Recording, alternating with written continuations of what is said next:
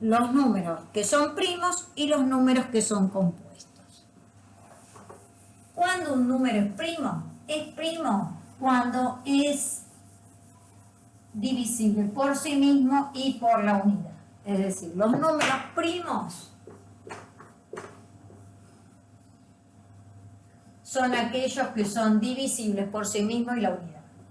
Por ejemplo, el 1, el 2, el 3, el 5, el 7, el 11, y etcétera. Son todos números primos porque admiten solo dos divisores, sí mismo y la unidad.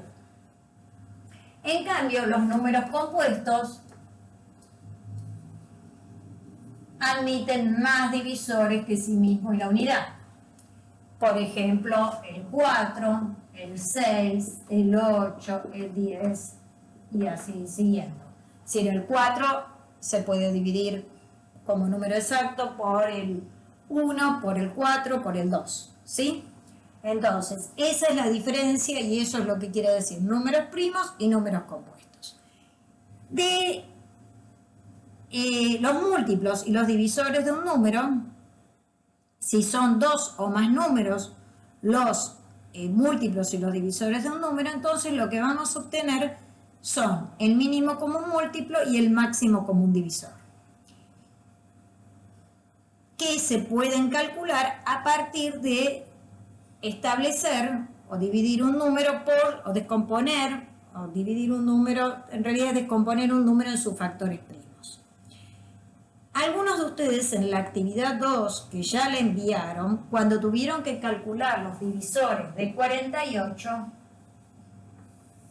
hicieron esto, es decir, lo descompusieron en sus factores primos. ¿Qué implica descomponer un número en sus factores primos? Si bien en este caso no es imprescindible que lo hagan así, implica buscar cuáles son los números primos por los cuales yo puedo ir dividiendo ese número, es decir, 48. 2 es un número primo, 48 dividido 2, 24. 24 dividido 2, 12. 12 dividido 2, 6. 6 dividido 2, 3. 3 dividido 3, 1. Esto es descomponer un número en sus factores primos. Todos los que obtenemos aquí a la derecha, por los cuales lo vamos dividiendo, son números primos. ¿Qué nos permite definir esto? Que 2 por 2 por 2 por 2 por 3, es decir, multiplicando todos estos que son los factores primos,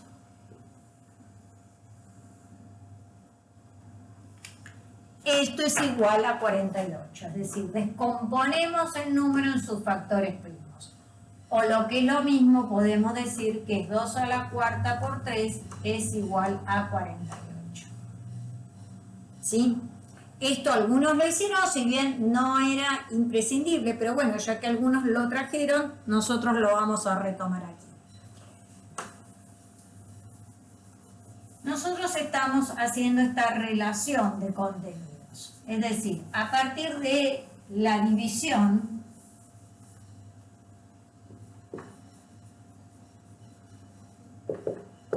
ya sea exacta o no, estamos trabajando estos tres contenidos. Divisibilidad. Comenzaremos luego con fracciones. Para seguir con proporcionalidad.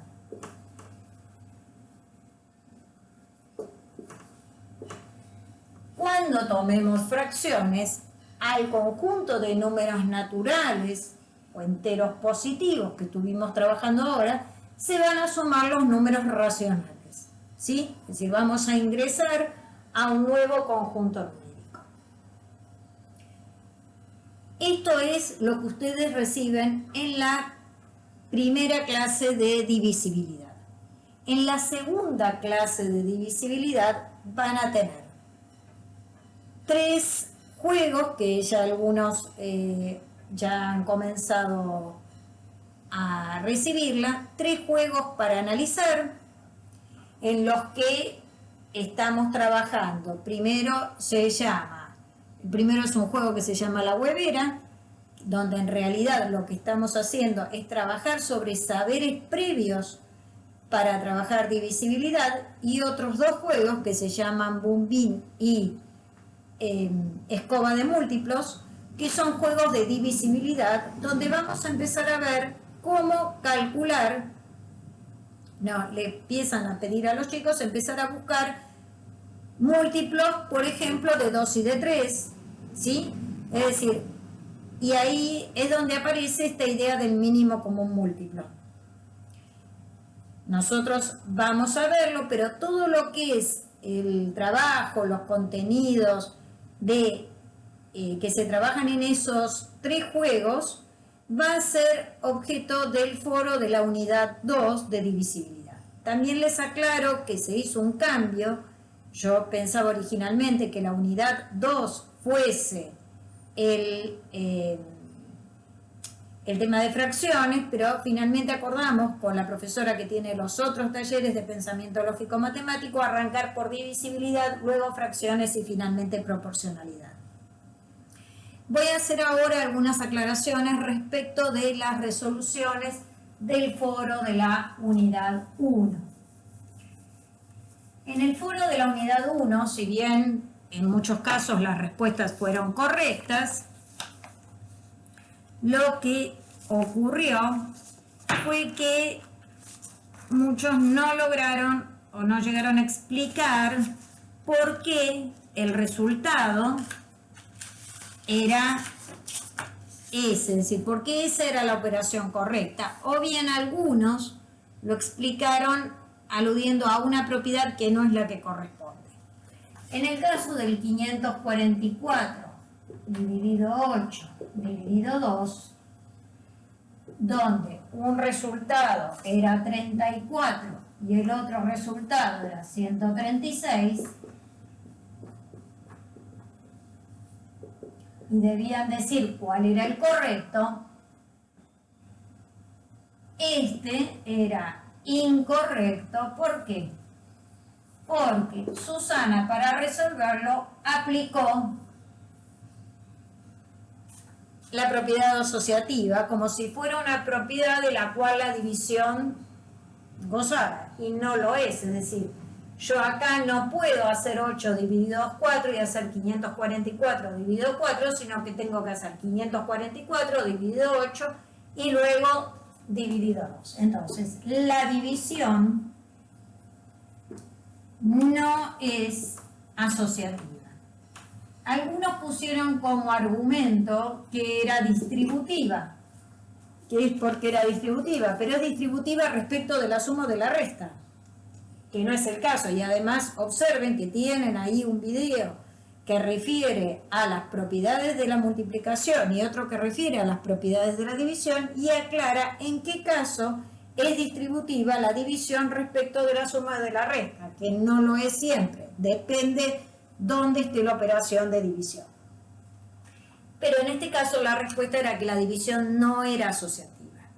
En el segundo ejercicio, donde la operación que tenía era esta, que la mayoría resolvió bien, que el cálculo correcto era el que hizo Cecilia en su cuaderno, es porque, y también tenían un video incluido en el mismo cuerpo del foro, es porque hay una jerarquía respecto de cómo uno resuelve las operaciones. Primero va a resolver esto, y el signo más me está indicando cuáles son las operaciones que tengo que resolver primero y cuáles las que tengo que resolver después.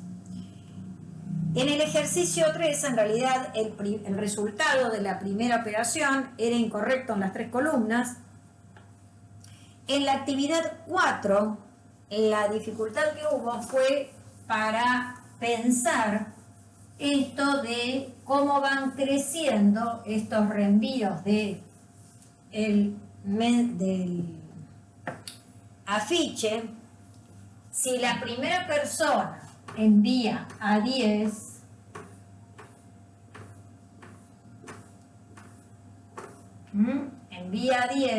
y le pide a cada una de estas que también envíe a 10, es decir, cada una de estas 10 envía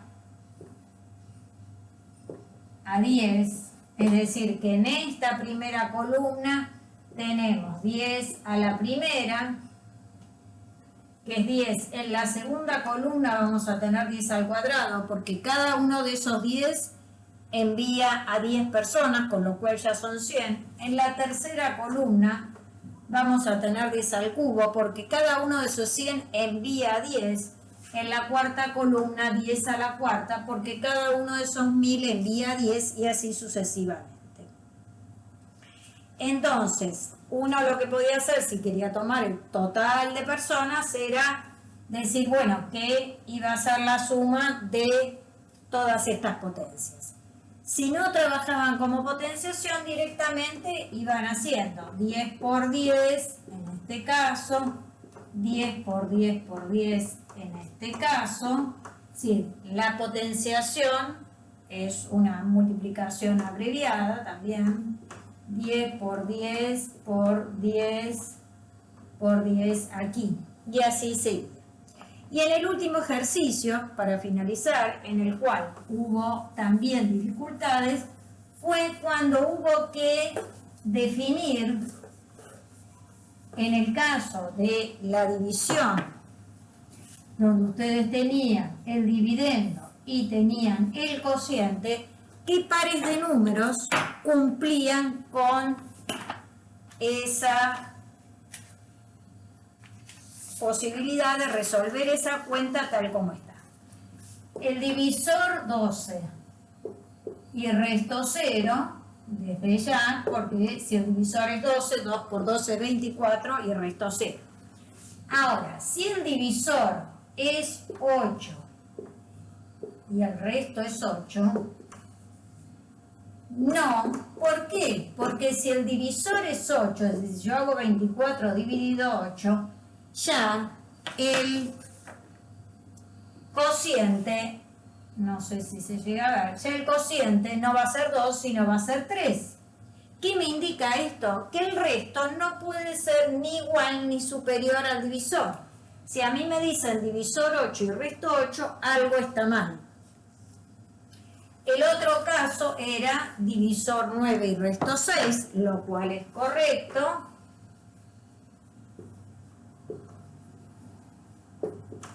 Sí, es correcto, al igual que la primera. Divisor 10